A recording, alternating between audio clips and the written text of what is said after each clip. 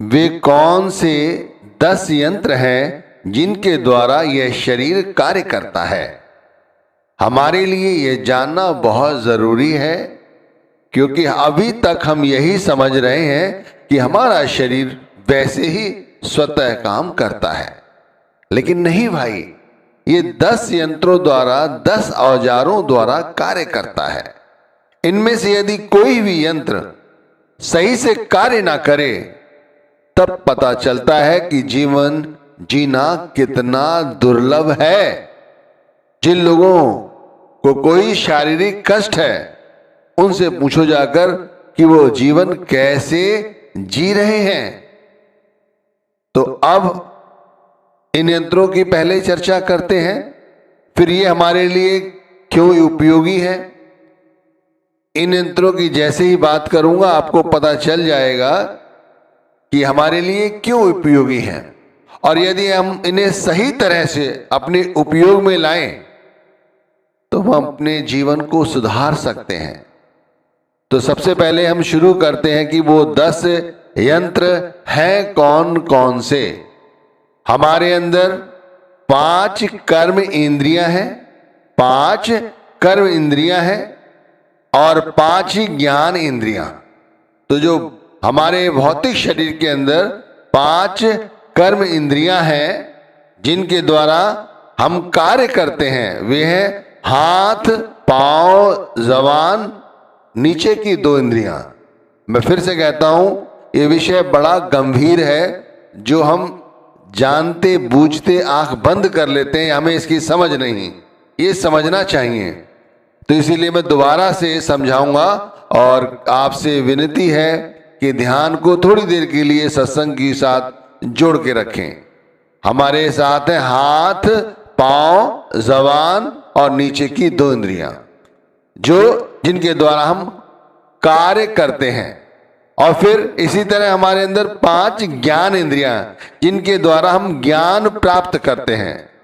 आंख, कान, नाक, जबान और त्वचा। आंखें, कान, नाक, जबान और त्वचा। अब ये जो 10 यंत्र हुए हैं, ये 10 ही औजार हैं। अब सोचो, यदि इनमें से कोई एक औजार या एक यंत्र काम ना करे, तो मैं कहता हूं जीवन कितना दुर्लभ हो जाता है। आप खुद जानते हैं, यदि सोचो किसी के पास आंखें ही ना हो, नेत्रहीन है, उससे पूछो वो कितना दुखी है। कोई व्यक्ति ऐसा है जिसके हाथ नहीं है, वो किस तरह से भोजन करता है, किस तरह से अन्य कार्य करता है। जिस व्यक्ति के पास पांव नहीं है, वो कैसे रहता है, किस तरह से जिसके पास जबान नहीं है, वो कैसे अपनी बात दूसरों को समझा पाता है। इतना भोजन स्वादिष्ट बनता है, इतना खाते पीते हैं, किसी के पास जुबान नहीं है, वो कैसे कैसे स्वाद लेता है। त्वचा, जिसके लिए हम इतना सजते संवरते हैं, अहंकार करते हैं, सोचो। तो भाई ये जो 10 यंत्र बताए इस भौतिक शरीर के, जिसके अंदर कर्म इंद्रियां, ज्ञान इंद्रियां, पहले हमें आपको ये समझाया। अब इसके बाद शरीर से जुड़ा हुआ है हमारा मन, तो मन के भी यंत्र हैं। इन यंत्रों को भी समझना जरूरी है। हम आपको ये क्यों समझा रहे हैं, पहले समझने की कोशिश करें। देखो, मुद्दा वही है, गुरु भक्ति, नाम भक्ति, परमात्मा भक्ति। लेकिन इस तरह से यदि समझे तो वो सहज हो जाएगी। हम जब तक वो कार्य नहीं करते जो हमारे लिए जरूरी है, जब तक हमें कोई सरलता से ये ना समझाए कि तुम्हारे लिए क्यों जरूरी है। अब सोचो, ये 10 यंत्र हम सभी के पास हैं। हम में से बहुत सारे ऐसे हैं जिनके पास इन यंत्रों में कमी है। वो कैसे जी रहे हैं, सोचो, सोचो तो सही, वो कैसे जीवन जी रहे हैं। हम उनकी ओर कभी ध्यान नहीं देते। जब हमारे साथ गुजरता है कि हमारा टांग कट जाए किसी कारण से, या हमारी आंखें चली जाएं किसी कारण से, या हम नेत्रहीन ही जन्मे हैं, या और ये सारे यंत्र हैं, ये शरीर के यंत्र हैं। अब शरीर के साथ जो जुड़ा हुआ है वो है मन। तो भाई मन के भी 4 यंत्र हैं, जिन्हें हमें समझना बहुत बहुत ज्यादा जरूरी है। अब मन के इन चारों यंत्रों को समझो जिनके द्वारा हम कर्म करते हैं। तो सबसे पहला हमें है मन, चित्त, बुद्धि और अहंकार। ये चार यंत्र हैं, मन, चित्त, बुद्धि और अहंकार। तो मन क्या है? समझने, मनन करने और निर्णय करने की शक्ति ये मन में होती है। समझने, मनन करने, निर्णय करने की शक्ति ये मन के अंदर होती है। विस्तार से और समझाऊंगा, पहले ये समझ लीजिए ये क्या है कहा हमने। मन समझने, मनन करने, निर्णय करने की शक्ति रखता है। चित्त चिंतन, स्मरण शक्ति और ध्यान करने की शक्ति रखता है। बुद्धि विवेक और फैसला करने की शक्ति रखता है। अहंकार हमें या खुदी निश्चय को कार्य में बदलने की शक्ति। अब ये मन के यंत्र हैं, ये चार, मन, चित्त, बुद्धि और अहंकार। अब ये हमारे साथ कैसे जुड़े हैं? संत मार्ग पर थोड़े से भी आप चलते हो तो जान जाते हो ये किस तरह से हमें मन चलता है। चित्त किस तरह से हमारा हमें उदास और हर्षित रखता है। बुद्धि किस किस तरह से फैसला लेती है। विवेक के साथ किया गया फैसला हमेशा ही हमारी शक्ति वर्धक होता है। यदि उसी बुद्धि को किसी ऐसे कार्यों में लगाया जाता है जो निषेध हैं, उनसे हमारी बुद्धि क्षीण होती चली जाती है। अहंकार करने से ही हमें हर तरह के दुख और मुसीबतें मिलती हैं और हम इस शरीर को, इस काया को जो कि मिट्टी है, इस मिट्टी का अहंकार करते हैं तो भी हमें दुख मिलता है, क्योंकि इस हस्ती इसकी शरीर की कुछ नहीं। यदि अहंकार किसी और पदार्थ का किया जाता है तब भी वो अहंकार ही है। तो इस तरह से मैंने आपको चार मन के यंत्र समझाए और शरीर के। अब आगे चलते हैं। इसके बाद आता है आत्मा। आत्मा को भी जानना बहुत जरूरी है, तब और अच्छी तरह से समझ सकेंगे कि किस तरह से हम और आगे बढ़ सकते हैं। कहते हैं आत्मा परमात्मा का अंश है। आत्मा को सुरत कहते हैं। आत्मा द्वारा ही हम अपने ध्यान को आज्ञा चक्र पर केंद्रित करके ईश्वर का ध्यान करते हुए मनन कर सकते हैं।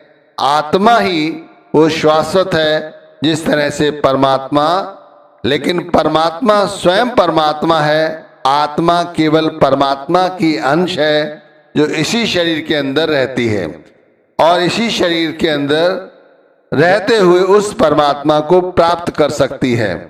आत्मा कहते हैं सदियों से बिछड़ी हुई है परमात्मा से, जो इस शरीर में आत्मा उस परमात्मा से मिल सकती है यदि वह सही तरह से किसी वक्त के पूरे संत सदगुरु के साथ जुड़कर गुरु नाम को जपे और गुरु का ध्यान मनन करे।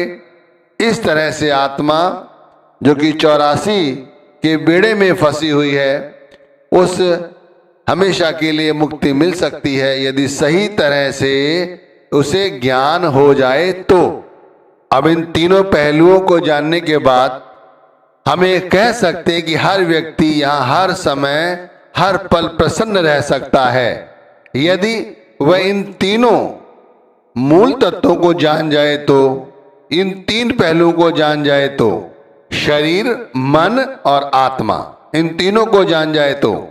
संसार के सारे मनुष्य इसी तरह से बने हैं, शरीर, मन और आत्मा। मैं कहता हूं फिर से समझो, हम सभी जीवात्माएं मनुष्य इसी तरह से बने हैं, शरीर, मन और आत्मा, तीनों को जोड़ें तो पूरा मनुष्य बन जाता है। यदि इनमें से कोई भी एक चीज कम रह जाती है तो मनुष्य पूरा नहीं हो पाता। आप समझो हम पूरे हैं फिर भी अधूरे हैं। कितना दुर्भाग्य है कि हमारा शरीर भी मिला हुआ है, हमारे शरीर में मन भी है, आत्मा भी है, फिर भी हम उस परमात्मा तक नहीं पहुंच पाते, सही तरह से जीवन नहीं जी पाते। और बेमतलब में जिए जा रहे हैं। अब इन तीन महत्वपूर्ण बातों के आधार पर ही हमारी प्रवृत्ति होती है। इन तीन मुख्य आधारों पर ही हमारी प्रवृत्ति होती है। जैसे हमने कहा शरीर, मन और आत्मा। तो शरीर को यदि ज्यादा महत्व देंगे तो हम शारीरिक प्रवृत्ति के हो जाएंगे। यदि मन को ज्यादा ध्यान देंगे तो हम मन की प्रवृत्ति वाले, मानसिक प्रवृत्ति वाले हो जाएंगे। इसी तरह यदि आत्मा को हम ज्यादा महत्व देते हैं अपने जीवन में तो हम आत्मिक प्रवृत्ति वाले हो जाते हैं। और अपनी अपनी प्रवृत्ति के आधार पर ही हमारी क्षमता होती है।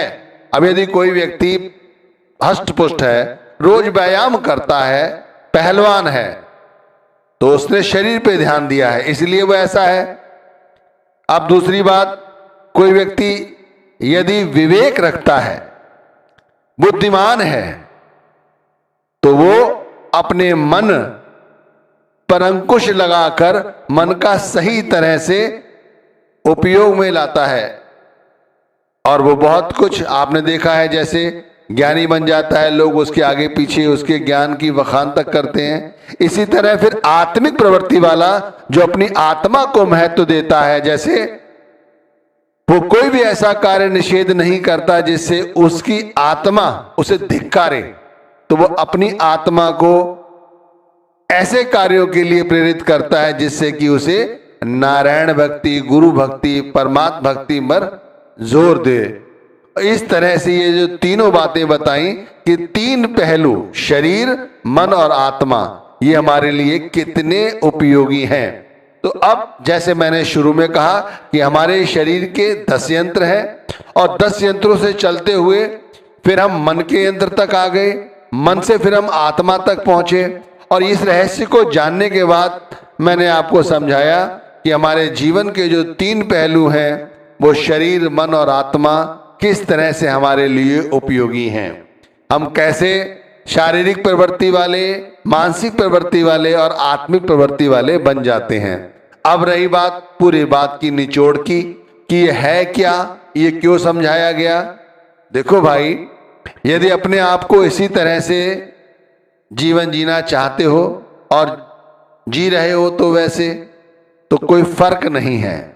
गुरु ज्ञान लेने के बाद यदि थोड़ा सा भी हमारे अंदर ठहराव नहीं आया, हमने इतनी भक्ति कर ली, इतने सत्संग सुन लिए, अगर हमारे अंदर ठहराव नहीं आया है तो कहीं ना कहीं हमें इन जो बुनियादी चीजें हैं इनकी अभी समझ नहीं है।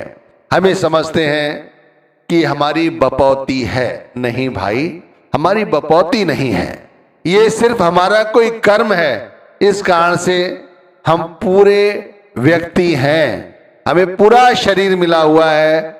हमारा शरीर में मन भी है, आत्मा भी है और हमारा शरीर हर तरह से हाथ, पांव, नाक, कान, ये सब इंद्रियां रखे हुए हैं। अब यदि इसे और अच्छी तरह से चाहते हैं हम इनका सही तरह से उपयोग करें तो जो गुरु ने हमें नाम दान दिया है, नाम दिया है, मैंने कहा ना सारा बात निचोड़ कर वहीं आ जाएगी। जो नाम दिया है उस नाम का हम सुमिरन करें, भजन करें, दिन भर रात भर चलते फिरते उठते बैठते उस नारायण का, उस गुरु का धन्यवाद करें, हमेशा उसे अपने चित्त में बसाए रखें। ये सब हमारे लिए उपयोगी है और यही करना हमारे लिए जरूरी है। हर का सिमरन जो करे, हर का सुमिरन जो करे, सो सुखिया संसार। इत उत कतहि न डोलई जिस राखे सिरजनहार। भाई वो व्यक्ति जो इधर उधर ना डोलता है, यानी जो इधर उधर की बातें नहीं करता है, जो केवल हरि का, गुरु का, नाम का स्मरण करता है, वही संसार में सुखी रहता है और सदा के लिए यहाँ से मुक्ति प्राप्त कर लेता है। तो इस छोटे से सत्संग में बहुत कुछ समझाया गया है। ये छोटे छोटे यंत्र नहीं हैं, यही सब कुछ हमारे जीवन के पहलू हैं जिनसे हम रोज अपनी दिनचर्या जिए जा रहे हैं।